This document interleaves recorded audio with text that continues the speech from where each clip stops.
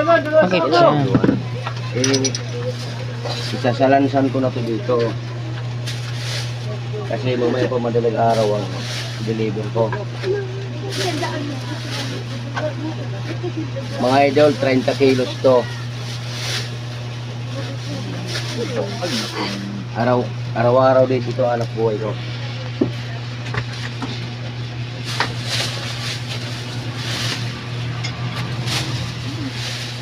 Dahon to, panlagay ito sa pares, lugaw.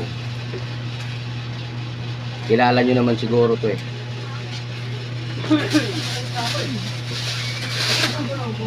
Ang hindi nakakilala, mag-comment na lang. Pero kilala nyo ito.